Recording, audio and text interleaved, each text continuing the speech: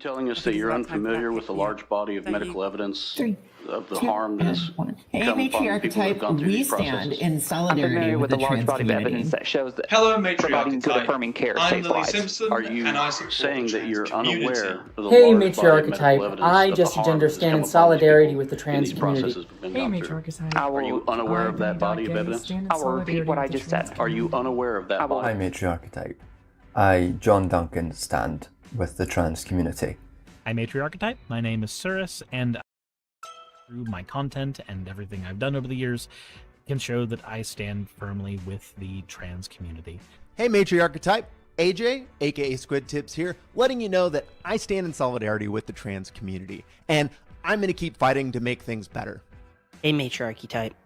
I, Cody, the host of the HRT podcast, stand in solidarity with the trans community. Hey, Matriarchtype. I, Swolesome, stand in solidarity with the trans community, with people all over the world who are fighting for our collective liberation. It is one struggle. Being trans is a gift, not a curse.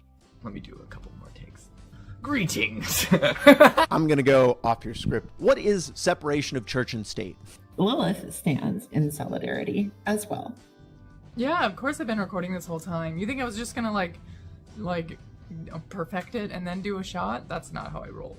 That's not how I roll. Seriously, did I hallucinate learning that in elementary school? I feel like all these fucking legislators are jamming their religion down my throat. I can't stop myself from doing this voice. For anybody who's worried about recent bills or anything else that have been going on lately, things will get better. It will get better. It will get better. It will get better. It will get better. It will get better. It will get better. It will get better. It will get better. Fighting together, we can make it better. We can fucking make these bastards pay. I don't know if that's the vibe you want, but fuck them. And I want to add that I know that it will get better for two distinct reasons. Trans people have always existed in every single society. And the second reason that I know that it will get better is because every time that I feel down, that I feel like it's impossible, that there's just too much to overcome, I look out in the trans community and in our allies, and I just see so many beautiful, powerful, strong, creative, passionate, loving, caring, and vibrant people who are always ready to fight and to pick up each other when we're down. We have so many bright days ahead of us because we form communities with each other, and in that there is always hope, there is always beauty, and there is always something to look forward to and to fight for. Young people are going to change the world. I truly believe it. All right. We will be.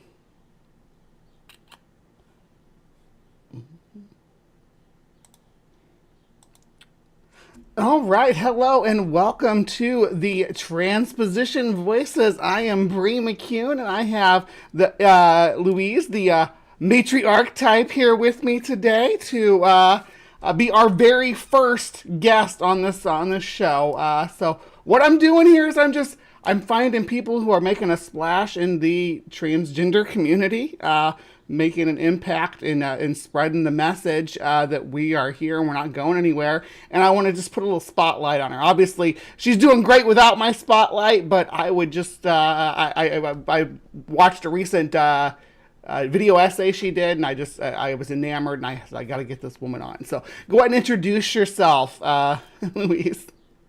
Thank you so much for a lovely intro, and it's an honor to be here. My name is Louise. I run the channel Matriarchtype, where we cover kind of weekly LGBTQI+ news, and then every so often, when I can get my stuff together, I throw out a bit of a video essay to kind of cover a specific topic, do a bit of a deep dive. Yeah, it's an honor to be here today. Thank you so much. Yeah, I'm so happy to have you here with us. Now, I did mention your recent documentary, and that clip that I played there for everybody at the beginning was actually related to that documentary. So you want to just tell everybody a little bit of what that documentary was about and what you were working on there? For sure, yeah. So documentary, the kind of video essay / documentary was called Dissecting the Anti-Trans Movement. And what I was trying to do with that was really just create a cohesive, almost like a little bit of a fact encyclopedia entertainment documentary that is both something people can go back to kind of pull information, as well as kind of sum up the feeling of what's happening right now, where we are with things. Because as many of you will know and feel that the past 4 years or so just feels like the anti-trans rhetoric has really just taken a different turn for sure. Obviously, it's always been there, but so yeah, the video is just trying to throw that information out there, make it quite accessible to maybe some other allies as well that have heard about stuff but don't quite know what's going on, as well as make you laugh along the way, because the undertone of it is also try and help people to keep and remain positive. And that's why, like, as you just kindly played, like the subtext to it is that, like, it will get better, we will fight this, and we will put a stop to the anti-trans rhetoric eventually. That's the goal. Yeah, definitely. So you've been out as a trans woman for over a decade now, if I recall correctly from your content. Yeah. Coming about 11 years. 11 years. And one of our hosts, most of our hosts are people who transitioned late. That's kind of our core here, because just the happenstances that we don't have a lot of big voices in our community when it comes to sort of late bloomers like myself. We're all over 40, but one of our hosts transitioned back in the 90s. Now, her experience is that it wasn't even a thing. No, that nobody cared, nobody asked until, like you said, about 4 or 5 years ago, and then all of a sudden it's on everybody's need to know list. So has that been your experience, and is it different in the UK than it was, or in Japan than it was in the UK?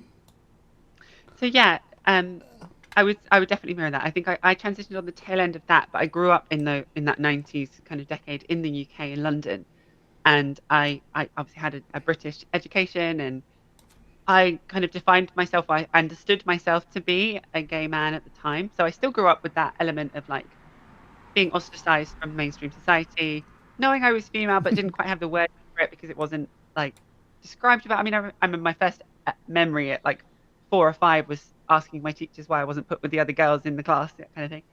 But I think the difference that I've seen with the UK is that the transphobia and the homophobia, the rooted, anti-LGBTQI plus stuff, comes from a little less of a religious-based background that we see obviously in the US and other countries, and is a little bit more, it's just so much more insidious and hidden and kind of Thatchery. It goes, yeah, totally. Yeah, it's like it must just be from the kind of colonialism time or the way back before, but there's just, it's like a weird unfightable beast is kind of how it feels like. But so it's different here living in Japan, as I currently do with my husband. But the scary thing is that we're starting to see small little imports from the West to Japan, and the transphobic movement, like, it looks like it's going to be here soon, unfortunately, if that makes sense. Which is odd, because when I think of accepting nations, and not Japan's not necessarily on the top of the list, but I think of East Asia is some of the more accepting cultures for trans people in general. Assuming that's probably one of the reasons why you decided that was the direction you want to go, and obviously because of your Japanese linguist, right? I mean, is that how to describe your skill set? Yeah, that works. But yeah, I saw your. I was looking into just things to ask questions about, and I saw you had like an IMDb or whatever where you're consulted on language stuff, or so that's pretty cool. Yeah. So you kind of bridge cultures too. So you're on the you're if anybody would notice that transphobia making its way eastward, you'd be on the cutting edge of that, unfortunately, and it sounds like you're starting to see it. Do you think it's? I got a question. Do you think it's driven by the gaming industry? Is that because it? So I don't know. Actually, the gaming industry, it has its flaws. It always has, probably. is unlikely to change. And Japan has always had an affinity with trans characters and LGBT characters in a different way for like a long time. Like a lot of the anime we grew up watching and stuff like that actually probably was a lot more overtly LGBTQ plus, but it gets like censored before it gets played in the West and stuff like that. Like famously in Sailor Moon, I don't know if anyone knows Sailor Moon, but like the two characters are two gay men in the first season, but they get like redubbed to be a man and a woman in the West, like back in the 90s, that kind of thing. But what I'm seeing more in Japan is like the so for example, the transphobic book by Abigail Schreier, transgenderism, the social contagion, stealing our daughters, or something ridiculous like that. It just got translated into a Japanese version after being kind of fought back for a couple times by a publisher. That's not irreversible damage, is it? That's irreversible damage, yeah. That's the one. Okay, yeah. I'll try it. Yeah, so it just got translated into a Japanese version, which is, to me, it's like that doesn't just happen in a vacuum. That means there is a lobbyist pushing that, the author I'm sure as well. But if that's the first kind of major popular book to be released from the West about a specific topic, then it's going to be seen as the vanguard of information, that kind of thing. So it's always there. There's always bigotry in any culture, but like this specific anti-trans movement seems like it's being a little bit kind of taken from the West. Yeah, but I got my eye on it. I'm gonna do what I can. Yeah, she'll take care of it, guys. Don't worry. Yeah, don't worry. She's got it. She's got it covered over there. Japan will be our refuge when it comes down to the spread of turfism. Turfism. I don't know if that's the proper word for it. I don't know. I don't even like calling them turfs. I prefer gender critical, because turf would require that they're feminist, and most people don't seem to be feminist when they're taking that position. That's just been my experience, though. But I get why turf is an easy term to use. I think they picked that term for themselves. So I've heard people use farts too. Feminist, appropriating, radical. What is it? Radical. I don't remember. Yeah, it was funny stuff. Good stuff. Yeah. So speaking of things coming out of the West, the CAS report just dropped here recently. Now, we talked about it on Thursday on the Transpositions, but I'd love to get your if you have a short take on it that you'd like to provide us and how you feel about what was provided there. Yes. Okay. Let me see if I can do like a anti-sales pitch, try and debunk everything really quickly. So yeah, I just covered it on my live stream last week. I've got the full version here printed out because I really struggle to read things online of that length. Recycled paper, obviously, and I will continue to recycle this.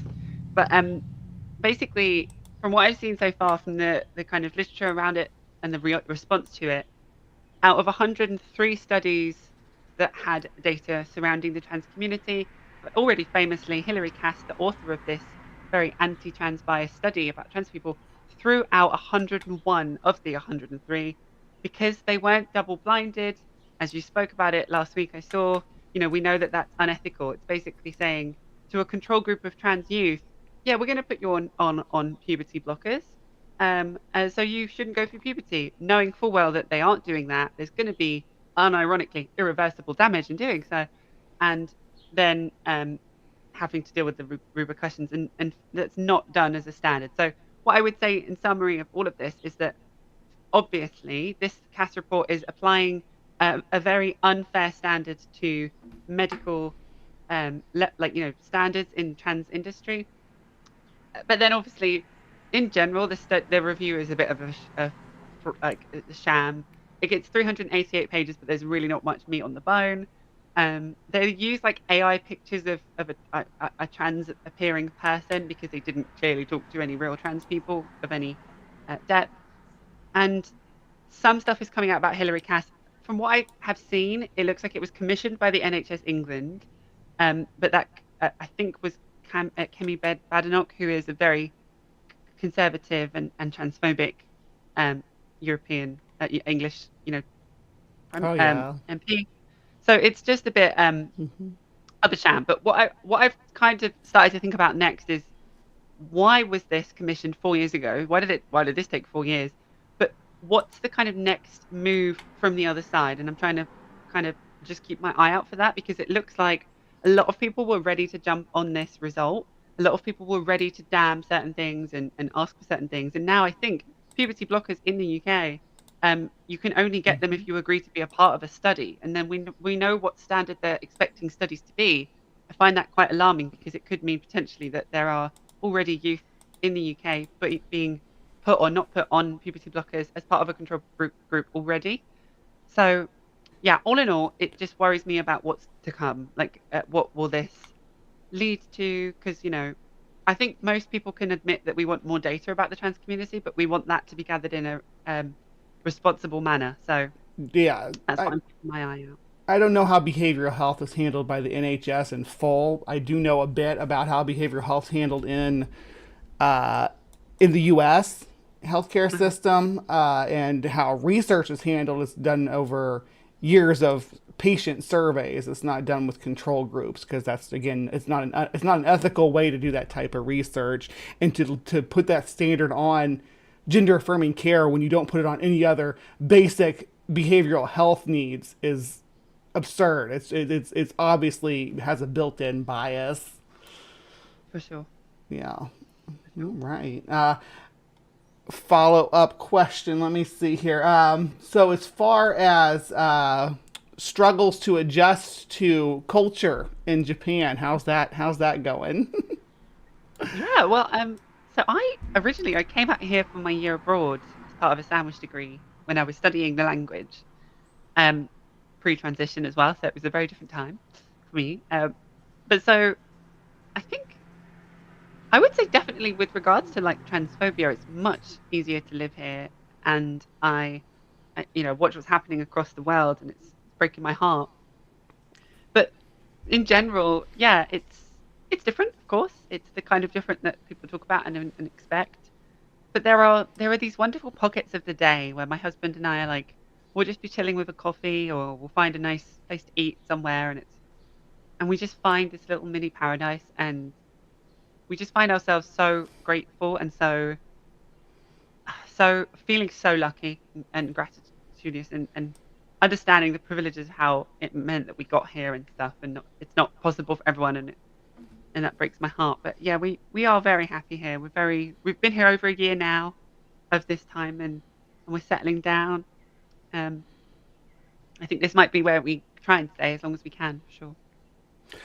Yeah, I saw your did a video of climbing the stairs. Beautiful place that you were exploring there. It's part of Japan you don't get to see too much here in the West, right? Just the everyday walk through these exotic locations. So that was beautiful.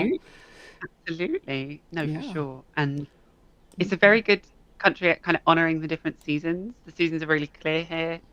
And I feel like I never really got it when I was younger. I never really understood the like connection to nature as much, even though I was like a Wiccan and that was meant to be my thing. But literally now, like the sakura blossoms just came, which was a huge part of the video essay that I just did. And it really is like, it brings everyone together. And I think that there's like a need for that feeling of community right now for a lot of people.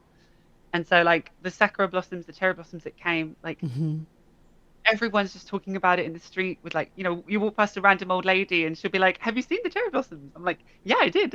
Like, and it's nice. I think we need that. It's like a wide scale touching of grass at the moment. Yeah, being out in the world. Yeah, definitely. So when it comes to the content you're putting out, on the Matriarchtype, I know you do other things too. You're a busy lady, of course, but who would you consider like your influence as far as the work that you do here? Who are the people that you are looking to emulate? Sure. So Khadija Embo, FD Signifier were huge influences. Abigail Thorne of Philosophy Tube, ContraPoints, Noah Sampson. Like I was kind of first exposed to the idea of like even the left and the kind of, I would say like the liberation side of the LGBTQI plus community a couple years ago, and it was through those kind of videos. Like I think I watched Noah Sampson's huge video about like left tube, and it was like mind blowing. I was like, what is this? This is amazing. And so I I found myself just in a time a couple years ago when I'd actually had facial feminization surgery and it had kind of botched. So I couldn't carry on my current career at the time because it was very like computer heavy. So I was looking for something that I could do to kind of like fill the time pretty much. So yeah, I kind of admired all of these channels and I thought I'd give it a go and here I am. Yeah. Some of those names also very influential to me, so I get that. Yeah.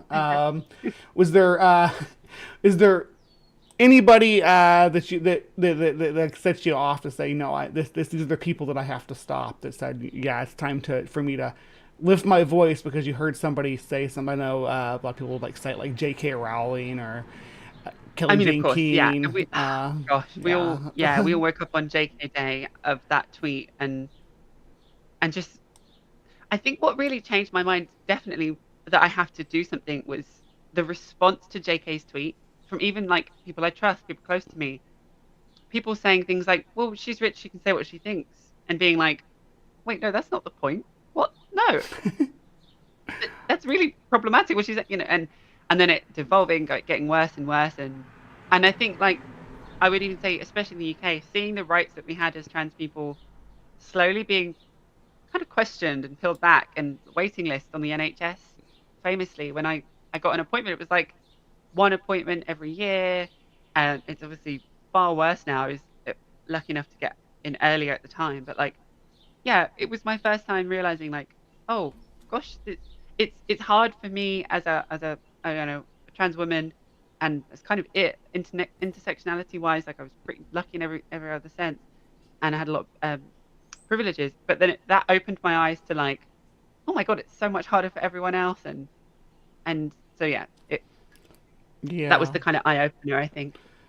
Yeah, it's kind of funny because you actually get some when you transit, at least in my experience, when you transition, you actually got new privileges I wasn't aware of. Like so it obsessed me to the point where I'm in tears. It's much more powerful as a white woman than it's ever been before. White woman tears are a superpower that I was not prepared for, and accidentally abused because I didn't know how powerful they are. But yeah. Now, when it comes to transitioning, you said you had some facial feminization stuff, and obviously you've had other services, medical services provided as well. As far as, because you were saying once a year in the UK, in Japan, are you dealing with a lot more frequent of visits with like your endo, for instance? Sure. So again, it's a really mixed bag. I think in Japan, transitioning in general isn't necessarily as easy either. And I know that there's some recent laws happening about like the necessity to have had bottom surgery before you can change your like birth certificate and passport and stuff. And that's starting to be kind of fought back out and seen as unconstitutional, I believe. So it is still kind of tricky. Like I remember I finally got an endocrinology appointment here, and I went with my husband. It's a funny story. I went with my husband just because we do everything together. And the doctor came out and thought it was my husband that was like beginning the process of transitioning. And she just started talking to him quite like quickly and was like, okay, you can't have any kids. You're going to need to do this. You're going to need to do that. You can't transition if you've got this. You're going to have to divorce your wife, unfortunately. And all of these things, which was interesting because I got to hear what it involves to get to like transition from the offset. But I had to kind of jump in Japanese and be like, I'm so sorry to disturb you, but actually I'm the transgender one and I just need some medicine. I transitioned years ago. I'm just living here in Japan. And she was like, oh, that makes my day a lot easier. Come along, And so I got luckily prescribed my repeat meds, and my husband was like, he looked like a fox in headlights. Like, oh my gosh, my life just nearly changed dramatically. You're gonna have to divorce your wife? That's a criteria? Yeah, so this is the thing. I had some crazy like criteria. I think you can't have had biological children, and you can't go on to have biological children. It's like a sterilization process, which for anyone that knows the 10 stages of genocide, sorry to say the G word already, but it technically is like on the list of like, yeah, it's a whole big thing. It's up there, yeah. That's once you start controlling the reproduction of the undesirables or whatever, yeah. Exactly.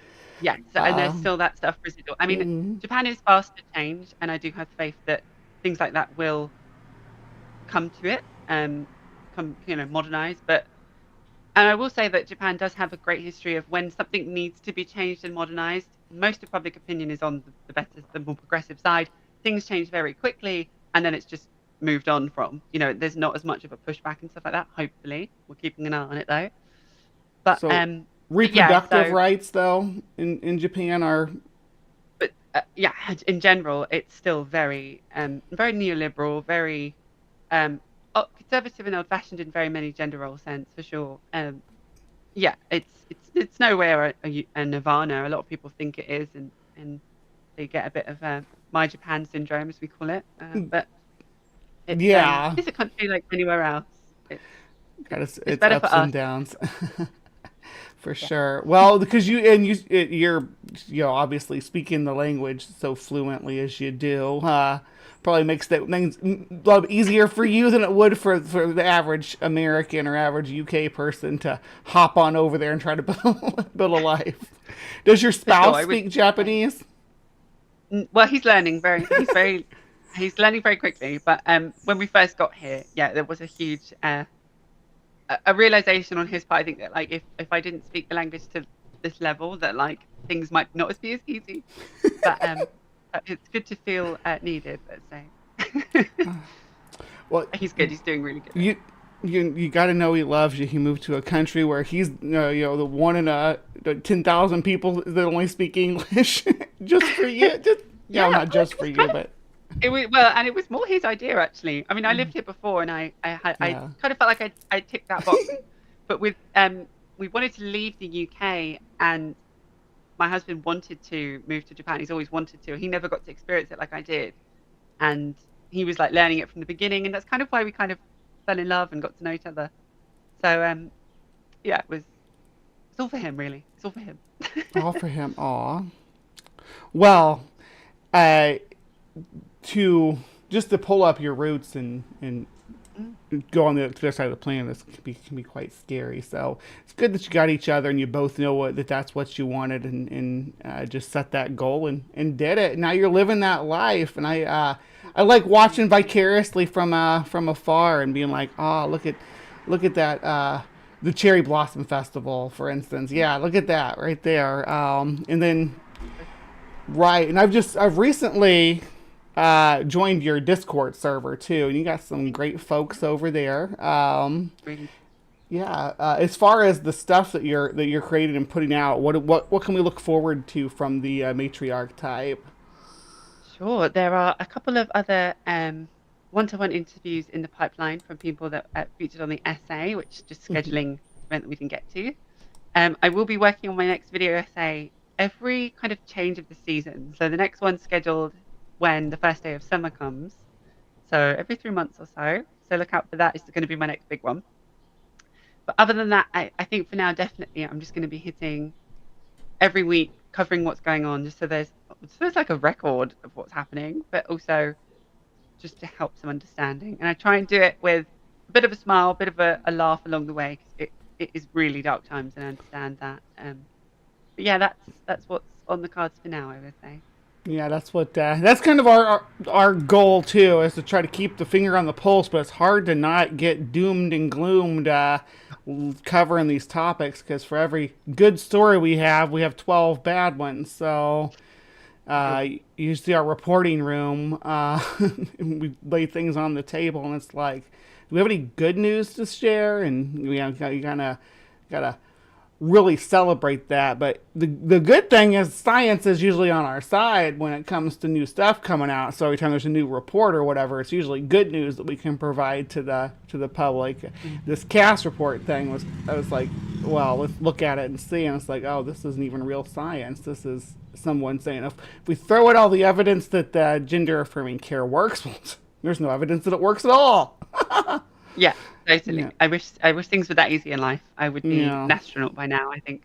For real. Yeah. Well, they keep repealing the DEI. We'll be astronauts because we'll be qualified just because we're trans women. You don't have to do anything else, don't you know? Yes, for sure. You can join Space Force.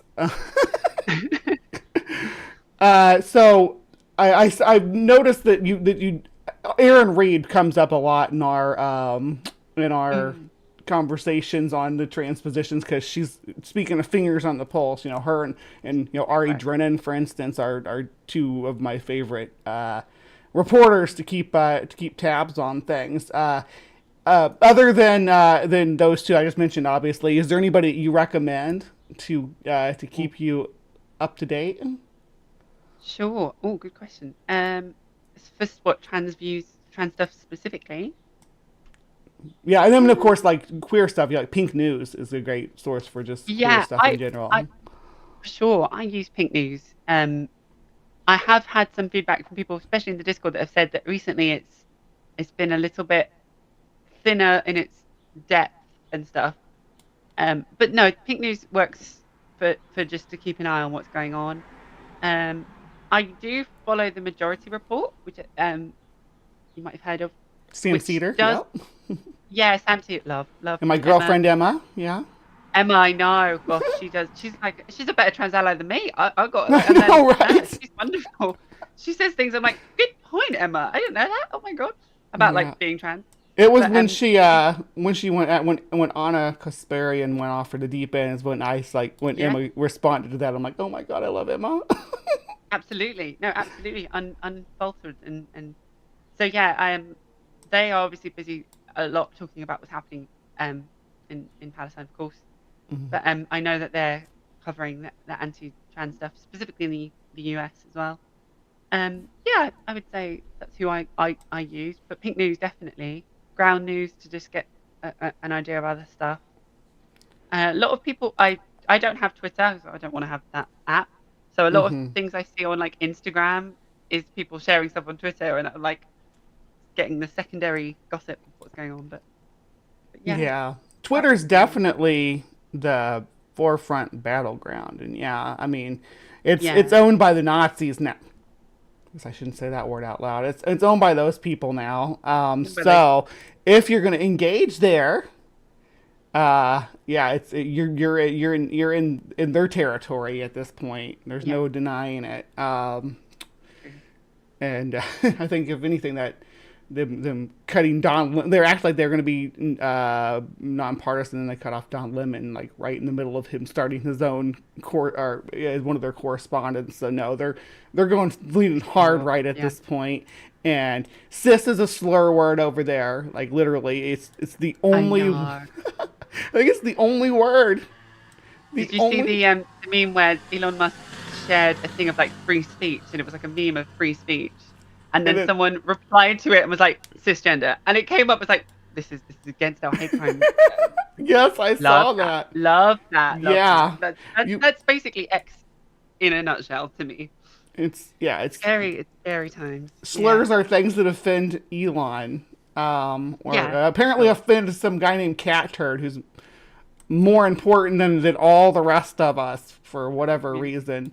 That is another reason I'm still active on Twitter, is to keep up with people like and J.K. Rowling, of course, and I have a beef with Riley Gaines. So we got half of our channel is half of it's news and interactions like this, and half of it's sports, which I don't really care about sports too much myself as an individual, but two of our anchors.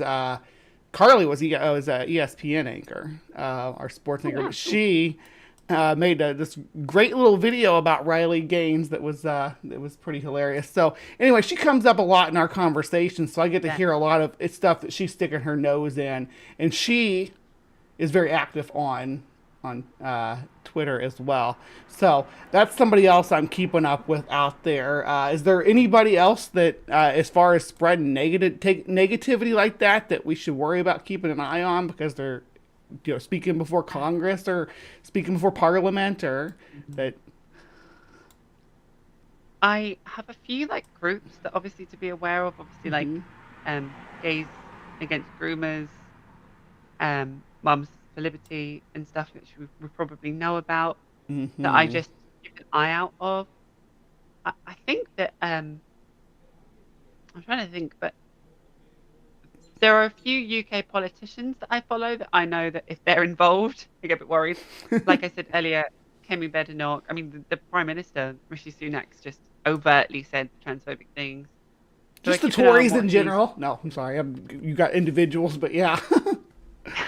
Well, just in general, yeah, I don't know really. I'm a bit more like reactive rather than active, unfortunately. Like I Mhm. will look at what's happened in the week via like Pink News and Ground News and Twitter, and like people tweeting things to me through Instagram, and then put it all together. So because there's so much going on, I feel like I generally feel like if I were to actively look at everything happening on the day every day, by the time it came to my weekly roundup, I probably would already be burnt out. And so like honestly, like I have to take real good big chunks of breaks because it's so much, so much. I don't know how people like Hassan Piker do it. I mean, Hassan Piker famously streams live every day on Twitch, and I don't know how he does it. I don't know how he gets up every day, talks for 8 hours about how rubbish the world is, and then goes and just sleeps at night. It's amazing. I'm so impressed. It can But yeah, eat at Hassan ya. Piker. Yeah, so I guess if there's one person who's a sore thumb that I deal with, but more so than J.K. Rowling, it's probably Chaya Raichik. Do you know who that is? Oh yeah, for sure. Oh, yeah. we can talk about her until the cows come home. Well, she's currently set her targets on the kink community for some reason in these last few Really? weeks, but I don't know. And I think maybe hopefully that'll pull people into perspective that hey, this is just this completely reserved.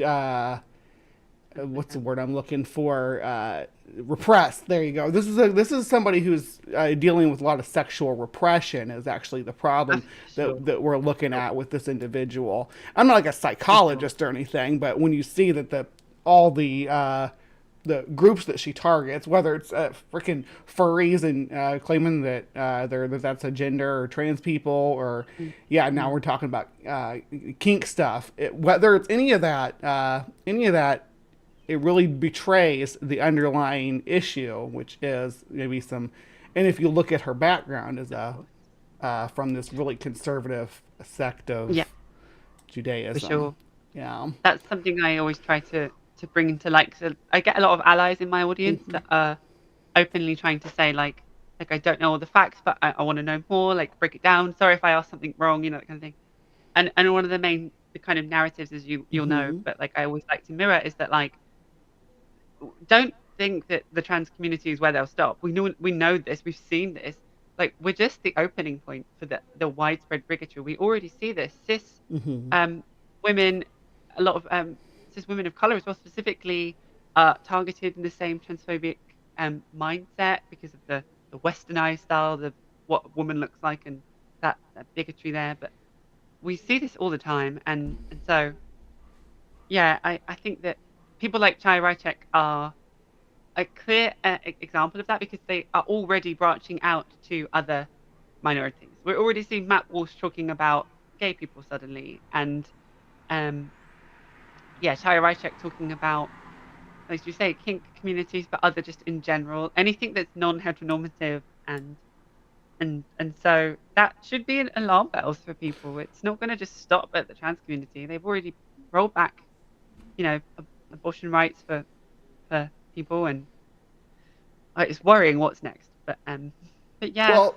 if I you definitely keep an eye on Chaya.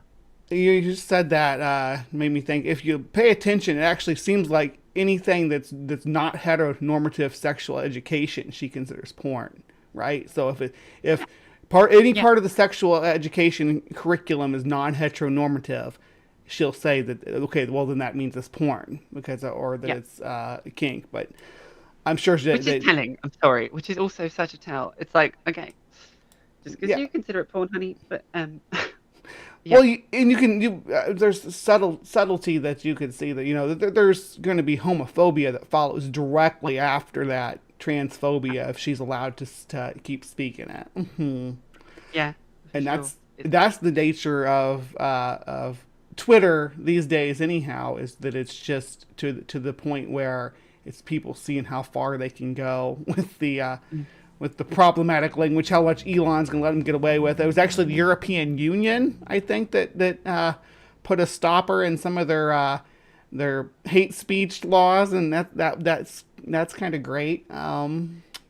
Yeah, and we've seen J.K. Rowling saying to the Scottish police, I think, like, if what I'm doing is a hate crime, take me to prison, and because she doesn't know how enforcement of hate speech crimes would be enforced. Someone would have to file a report about it, and then there'd be a hearing. Yeah.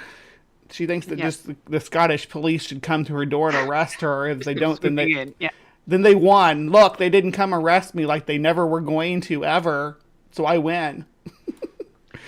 Talk about a straw man. Yeah, that's that Scottish law, right? Yeah, I've seen a lot of people railing against that. Now, when you find yourself railing against a hate speech law, no introspection at all, really, honey? Really? Exactly. Yeah. Well, the denial of certain things that happen to certain communities, which I won't say on a live stream if you don't want me to, but like when you get to that point that you're the Sexology Institute, Yes. When you get to the point that you're doing that's openly known to be a bad thing. I mean, J.K. Rowling is an intelligent enough person to know what that means. You just have to sure that wasn't a fever dream, though? You have to imagine, can't you? Oh, goodness gracious. And just, it's funny because she thinks she's owning people when she says something like that. It's like, do you realize how awful you sound? You're supposed to be a children's author. But, Absolutely. Yeah. It gets, it's I don't know what you could call it, brain rot. I don't want to get into using their language to say that, or they sell the woke mind virus or the trans mind virus or what have you. So it's a social contagion or whatever. It seems like it's a vehicle for people who are dwindling or winding down in their career and want to revitalize it with a new and encouraging audience, because if you say what's the quiet part to them out loud, they want you to keep saying it out loud, and they're gonna signal boost you. Yeah, exactly. Yeah. Yeah. So you work in literature, right? When it comes to publications, are there? Sorry, I didn't mean to derail. I just wanted to just come back to this. Are there the regulations to prevent I don't call it hate speech, but that kind of language to be used in publication? And there's regulations for that, right? But we don't have anything like that for Twitter, and so you don't get to see the dark side of these people, right? Sure. Yeah, and so I did. I wouldn't say I worked in it so much, though. I worked in like the Japanese translation industry for a bit, and have a couple of like independent books I put out way back before. But yeah, I think people don't seem to really realize what happens with regards to censorship, and then it's like it is just a thing that happens. And like you said earlier, I think the best way to describe it is that like people say they advocate for free speech, or people that do say they advocate for free speech don't really quite understand kind of what that really entails or would mean or could potentially mean, and so it seems like it's a bit of a one-way street in their opinion of it. It basically means if people don't amplify what I'm saying, I feel like I'm being cancelled. But if people say something that directly contradicts my opinions or attacks me, then I don't want to hear them say that. And I think that's what we're seeing a lot. Well, people say they're free, or assume their free speech means they're protected from criticism, which is just silly. Absolutely. Yeah, absolutely. And that up to and including like you're working for a company and you're like, you know what, you're out here saying that, that trans women are men or whatever, saying some nonsense like that. I don't want you to be someone who people see when they walk into my store, so you're fired. Because you're saying these things. People don't understand that. Oh, that's violating free speech. No, I'm sorry, it's really not. It's me just using my free speech to say, hey, you're bad for business, and I'm getting rid of you. My brand. Yes, exactly. Right. And people don't realize a lot of businesses are private and they're not a public service. And yeah, it's so funny. There's so many like somewhat quite anti-capitalist mindsets that we see, but they don't quite understand that, and it's like a bit of a full circle thing. It's kind of like we're so close and yet so far, but oh well. Like railing against rainbow capitalism, right? Like every June, all the stores turn to rainbows, and they don't really care about the LGBTQ people. They're just it's a holiday. It's to put a rainbow on something so it'll sell. They don't. It's not actually this virtue signaling. I mean, it is to an extent, but it's not. It's not. And that's the thing too. But neither side like that. But on this side, I kind of see the need to it, just to show them that, hey, to show people that are wanting to cancel Bud Light or whatever, that what, you're stupid. Nobody cares what you have to say about this. We're still going to buy the products that we want to buy. Yeah. I imagine that this year we may see even less support. Last year it was actually kind of disappointing to see a lot of the stuff reeled back. And again, I'm not a big fan of rainbow capitalism, but the fact that they feel like the LGBTQ community is somebody worth signaling to, worth virtue signaling to, speaks for itself as to our Western culture anyhow. So yeah, for sure. At least if there's money there, if there's a market there, then I think it's a factor that companies are going to try to market to us. I guess I think you're right. I think like at the very least, if we can maintain that status of like being large enough or recognized as large enough that we are even under capitalism respected as like a market, then there is kind of a safety there. I know that's really weird to say, and it's not as simple as that, and there's intersectionality to think about, but like I would rather companies feeling like they have to say something in Pride Month than feeling like if they do, then they're going to lose money, because that then completely takes away any even like virtue signaling. But like I think there is that, to me, that's less dangerous than if companies were like, no, like doing a Bud Light and coming back on it and saying we have traditional values, we don't stand with any of that, and and then we're just recognized even less. That to me is a frightening outcome for sure. That's exactly the thing that I was thinking about, is Bud Light reeling it back in, Target reeling stuff back in too. It's like don't do it don't fake it until there's actually absolutely the minimum amount of pushback, and then say no, never mind, we're gonna do this. We want to know that, and this is where allyship comes into play so much, because we're like 0.0125% of the population or something like that. We need the allies to be the ones to say no. Keep marketing to them instead of marketing to the goons. That's absolutely required for us to have any kind of success in as a community, at least as a I shouldn't say as a community, and I say that a lot. There's not like one trans community. That's actually why it's the transpositions instead of the transposition. We're not a monolith of people where there's right wing and left wing trans people across the spectrum. But one thing we all agree is that we need rights, and that we need to take the steps to retain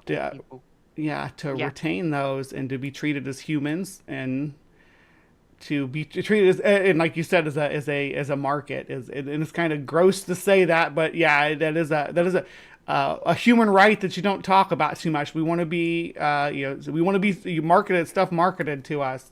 It just shows that we exist. It's a validation, cultural validation. Yeah, definitely. All right. So I told you, I said I would snag you for about an hour. We're running down in the last couple minutes of the hour now. I do want to take a moment to have you shill your stuff. I know you got some different things going on you'd like to just talk about real quick. So you go right ahead. Yeah, I mean, if anyone would love to, please do check out my channel. That's, I think, the main thing. It's growing nicely, and I love to see the community we're building there. you fancy as well, if you settle into the channel, feel free to join the Discord. It's free to do so. And then yeah, I would just say it really helps me out when you watch through my stuff and drop a big comment, and it tells YouTube that this was worth watching. And if you want a place to start, as kindly as in the description, check out the video essay. I'm really proud of that one. That one took a lot of time to put together, and I had some amazing people working on it. There were a few people that didn't quite make it on there, unfortunately, but they're obviously huge assets that are going to be coming up to other stuff as well, like people like Soul Bunny I work with. I love Soul Bunny all the time. So yeah, loads of other people to come, loads of other things in the pipeline. But yeah, check that out. And I would say, yeah, as most small creators do, I do have a Patreon.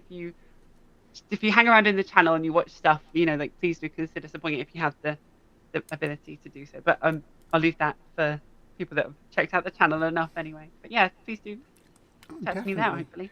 Yeah, and I keep calling that a documentary, your video essay, because it really is like documentary quality. I could see it being like a documentary that you saw on, I don't know, like cable or something, I guess. Thank you. Do people still watch cable? Yeah. I actually had a researcher for it on the first time, and she was amazing. And I think as well, like, until this point, I've always worked on my own entirely, except for maybe my husband as like a cameraman. But this was the first time I felt like I'm not the only one involved, so I have to like make it as good as I can. So that really helped. But thank you to the researcher that was on it. Yeah. And when I saw it, I mentioned, I said to you, it was dead domain quality, because I love Jordan's video essays. Love and Jordan. Yeah, and it really did remind me of that same, like right there, like in that same vein. And Contra, of course, but when if I say that your videos are Contra level, then you're only going to be able to put one out. I wouldn't believe you. Yeah. Yeah, totally. If you said that, I would think you were being too nice. Yeah, she's something else. She puts together a nice essay. You're getting there though, girl. Yours was really good. So if you haven't watched it, I don't know if I linked the video direct or the essay directly, or just your channel down here, but it's really worth watching from start to finish. A lot of good people involved in that, including people that we cover a lot here on the Transpositions, like Aaron Reed, for instance, and friends of at least my channel, like Cirrus the Skeptic. So a lot of good people that Miss Louise has connections with. So definitely check out her channel, join the Discord, all the hype there. I also want to say that my friend Maya Atkinson, who is in the side chat, we got Bad Science Sunday coming up here shortly. If you want to drop a link to that, what's on there tonight? I know you all... Bad Science Sunday. Let me have a look. See who we have. I know you have Nitty on there tonight, right? All right, let me see here. And I'm talking about people you don't know, so bear with me just a moment. All right, DNA Awakening Biblical Aliens. That sounds like fun. Biblical aliens are always a great way to wrap up your weekend. Non-biblical aliens, I don't even know if they recognize the Sabbath, so they probably don't even have a weekend. So, biblical aliens it is with Maya. So, thank you so much for that. Oh, Ember's up next. Okay, so yeah, Ember, drop yours too. Ember is actually one of our hosts here on the Transpositions. Ember Belrad. Go back and watch through our content. We have a lot of great videos with Ember Belrad. We will be doing our show every Thursday night at 7 p.m. Central Standard Time, or Central Daylight Time, I guess it is now, here in the U.S. And we're keeping our finger on the pulse, like I said, trying to keep you up to date as things happen. Miss Louise also does something very similar. How often do you stream now? At least once a week, right? Once a week, yeah. It's usually about Friday p.m. Eastern Standard Time, I think, roughly. Yeah, and and she keeps going until she gets everything covered for the week. So you've gotten me listening to you get me through my work day some days, so it's always fun to hang out with you. And there's always good people in your chat, always a fun time. So definitely check that out. As far as that goes, our next Transpositions Voices, we should have pickleball player Sarah Weiss lined up. I don't know what the date is yet, but she was on Squid Tips a couple weeks ago. I don't know if you watch. I know you're friends with Squid Tips because they were in the video. So yeah. So yeah, she's been playing pickleball tournaments in Florida, which to me Florida is like scary. So we'll see what that's all about. But she'll be interviewing with Stephanie Helms. I think that may be next Sunday, but we may have to fluctuate the date. But as Miss Louise knows, we are definitely willing to wiggle around to make these interviews work because we love to hear from you. All right. Well, thank you so much for joining us. Again, that's the Matriarchtype, linked below, link in the chat over there as well. Check her out, a weekly show. We really appreciate you coming on. Thank you so much for having me. It's been lovely. Thank you. All right.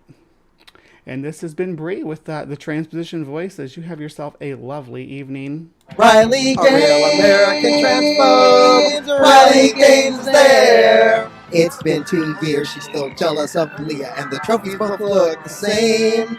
Showed her transphobic ass for all to see, and Leah Thomas lives in her head rent-free. Riley Gaines, a real American transphobe. Riley Gaines is there. But I'm really glad we did this, and I'm really glad it worked. It was a lovely chat. Thank you so much. Use your imagination, Jacquet. It's there. I know you came up with slithering. Slither that shit in your pronouns. Anytime. Yeah, if there's something that like I'm covering as well, and you want me to talk about, or anything you need me, just let me know. Okay. Thank you so much. You too. Bye bye. All the best. Good luck.